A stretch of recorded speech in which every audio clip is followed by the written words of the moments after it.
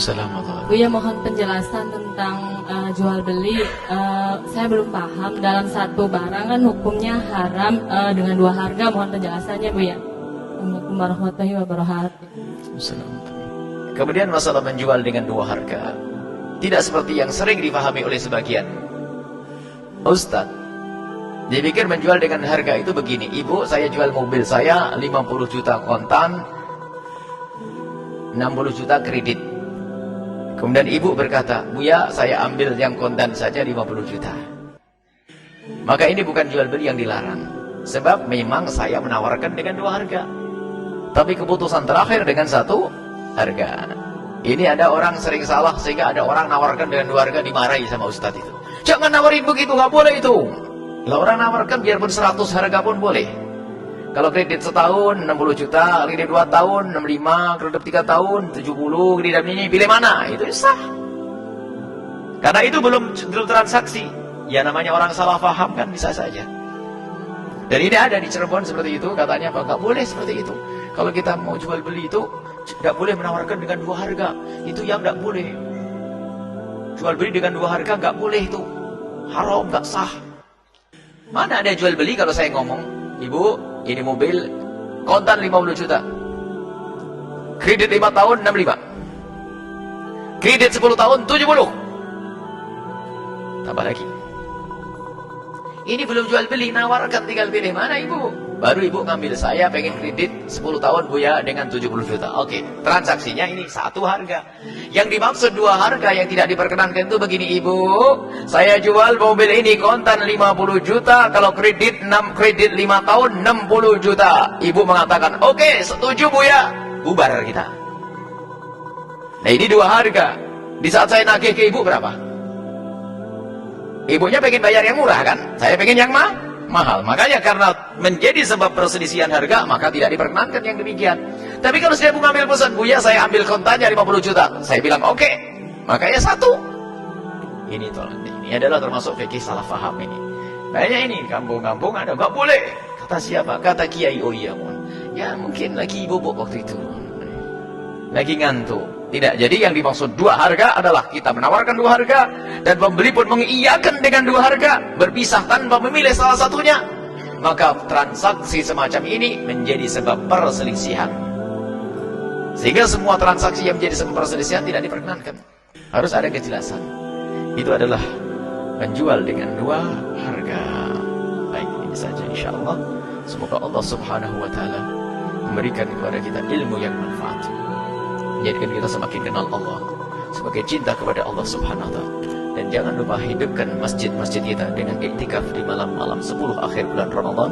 Dan jangan menunggu hari ganjil saja. Kami ulang-ulang, hilangkan budaya menghidupkan hari ganjil saja. Sebab budayanya orang-orang soleh ulama bukan seperti itu. Mereka menghidupkan semua malam-malam 10 akhir bulan Ramadan, hanya beliau menekankan di hari ganjil. Rupanya kita yang faham hanya penekanannya di hari ganjil, hari yang lainnya tidak dihidupkan. Ini kan problem. Dan mohon dicermati, setiap masjid yang biasa gaya, tanggal 21 saja ini adalah malam Lailatul Qadaran, itu dijamin jamaahnya diajak esok hari ke masjid lagi sudah nggak mau. Kalau ditanya sudah ke masjid, yuk kita cari Lailatul Qadar, sudah saya kemarin Lailatul Qadar. Adapun yang terjadi tempat-tempat seperti Hadramut, misalnya ada malam khatam malam 21, khatam tanggal 23, khatam Quran. Itu bukan berarti di hari sebelumnya nggak ada iktikaf, nggak ada. Hanya difokuskan di hari itu untuk khatamul Quran agar orang dari tempat lain kumpul di situ. Tapi selain hari itu di tempat lain mereka juga ibadah. Jangan salah paham ya. Makanya ada sebuah masjid karena biasa tanggal 27-an misalnya, atau 25-an itu, coba diramekan, waduh susahnya setengah mati. Karena sudah terbiasa dengan Lailatul Qadar yang tanggal 25. Jadi bikin Lailatul Qadar sudah memastikan dia lebih tahu dari Rasulullah. Dan jangan suka mencari-cari istilah Lailatul Qadar, tidak usah jadi tanda-tanda. Lailatul Qadar disembunyikan oleh Allah, selagi disembunyikan anggap itu sembunyi. Coba kalau sudah ada yang ngomong, sepertinya Lailatul Qadar itu tanggal 25. Oh iya, ada tanda, waduh sudah kelewat. Sudah kelewat. Besok diajak, yuk itikafan. Oh sudah kelewat, ngapain? Disembunyikan, dan Nabi sendiri mengatakan disembunyikan nih.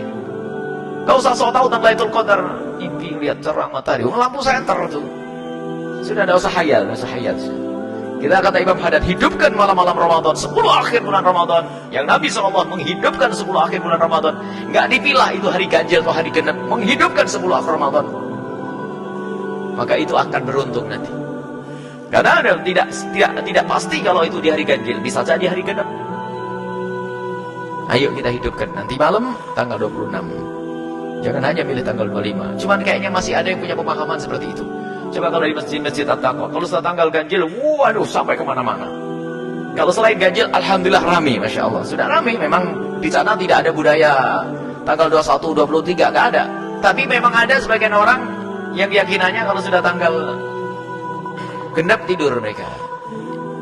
Jadi menunggu hari raya. Ya semakin jarang nongkrongin Lailatul Qadar, ya kesempatannya untuk dapat juga berkurang.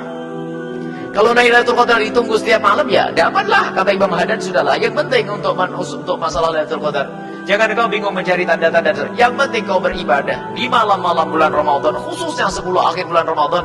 Jika nanti Lailatul Qadar datang, baik kamu tahu atau tidak tahu, maka ketahuilah apa yang kamu lakukan itu adalah lebih bagus daripada amal 1000 bulan. Selesai. Biarpun kita sadar tidak sadar, ngah atau tidak ngah. Makanya kira-kira kalau orang selama 10 hari bulan Ramadan menghidupkan dengan ibadah-ibadah, atau selama Ramadan semuanya, kalau datang Lailatul bulan Ramadan, dapat atau tidak? Ya dapat, karena dia menghidupkan, jaga terus. Syaratnya dapat tidak harus tahu, melihat mimpi dan sebagainya, enggak. Memang ada sebagian kekasih Allah yang dibukakan seperti Imam Nawawi melihat sesuatu. Ada. Untuk orang-orang khusus. Cuman sekarang kalau sudah Ramadan, ini koran ke macam-macam aja. Kemarin Lailatul Qadar di daerah Sulawesi. Kelihatan. Kemarin di daerah mana? Mohon maaf, ini bukan mengatakan Sulawesi tidak ada Lailatul Qadar ini. Ada orang dengan koran-koran yang aneh-aneh. Ada orang cerita ketemu Lailatul Qadar di sana. Waduh, memang cerita koran kan macam-macam. Kalau tidak ada yang aneh, tidak koran lagi nanti ya. Jadi begitu. Ya, tujuan kita adalah, ayo kita menjalankan apa yang dijalankan Nabi. Idza dakhala al-'ashr al-awakhir min Ramadan, yajtahidu fiha ma la yajtahidu fi khairiha. Nabi lebih sibuk berijtihad di bulan 10 akhir bulan Ramadan, tidak seperti hari-hari yang lainnya. Dalam riwayat lain, kalau sudah idza dakhala al-'ashr al-awakhir min Ramadan, Nabi itu syadda bi'zarahu, menyincingkan lengan bajunya, lebih giat. Wa ahya lailahu, menghidupkan malamnya. Wa igadu ahlahu, dan membangunkan keluarganya. Itu yang dilakukan Nabi SAW.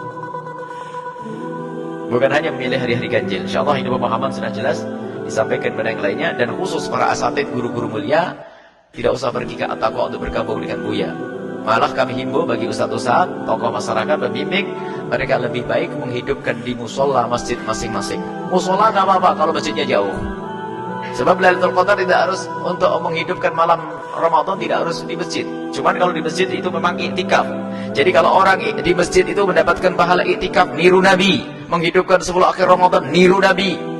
Kalau ibu yang nggak bisa pergi, khususnya adik-adik putriku, di rumah saja, ibadah di rumah sudah sama, nanti mendapatkan pahala kemuliaan daripada harus keluar dengan hayat, dengan cara yang tidak tertarik, tidak terhormat, malah menjadikan Allah murka. Lebih baik di rumah baca Al-Quran, zikir, matikan televisi, jauhkan bantal, sudah selesai.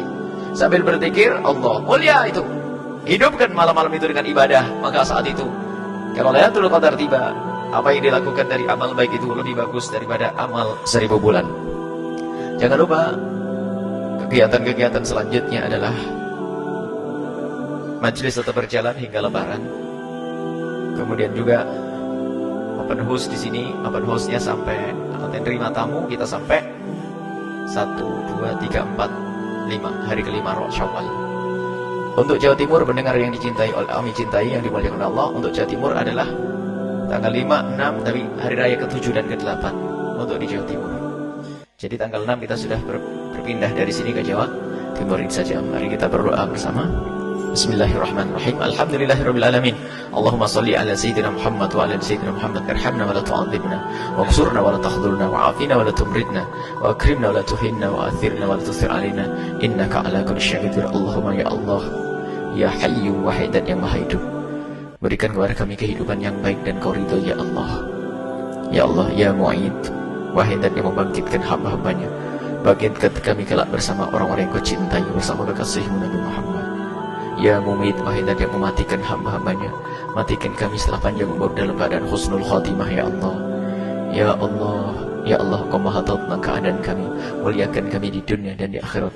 Muliakan di diri dan keluarga kami dan masyarakat kami. Jaga iman kami, jaga akidah kami, jaga anak-anak kami semua ya Allah.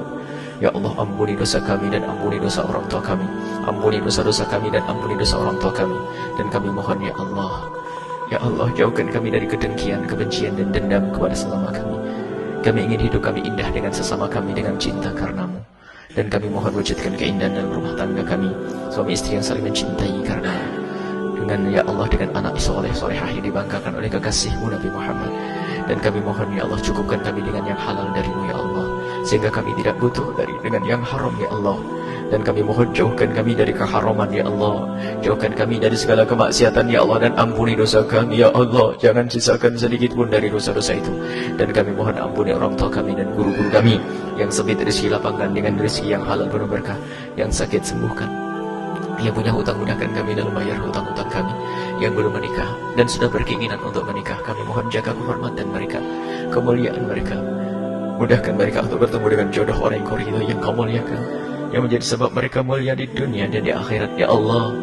Berikan kepada kami semua yang berjuang di sini keikhlasan, ketulusan. Semua yang berjuang di sini ketulusan dan keikhlasan ya Allah. Semua yang berjuang di sini ketulusan dan keikhlasan ya Allah. Dan kami mohon ya Allah, kami mohon ya Allah, kami mohon ya Allah, kirimkan ke tempat ini orang tulus dan ikhlas ya Allah, dan jadikan kami bersama mereka. Engkau maha tahu tentang keadaan di sini ya Allah, pembangunan ya Allah, ya Allah, untuk mengadakan sarana untuk belajar para hamba-hamba yang diwasiatkan oleh kekasihmu Nabi Muhammad, untuk memuliakan para penuntut ilmu.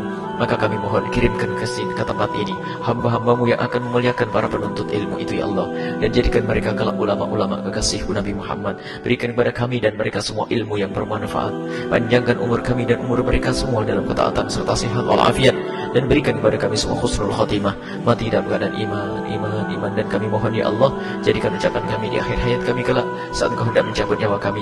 Kami ingin saat itu ya Allah, hati dan lidah kami mampu mengucapkan kalimat agung dan mulia, La ilaha illallah Muhammadur Rasulullah, La ilaha illallah Muhammadur Rasulullah, La ilaha illallah Muhammadur Rasulullah sallallahu alaihi wasallam. Rabbana atina fid dunya hasanah wa fil akhirati hasanah wa qina adzabannar. Wa sallallahu ala sayyidina Muhammadin wa ala alihi wa sahbihi wasallam. Walhamdulillahi rabbil alamin.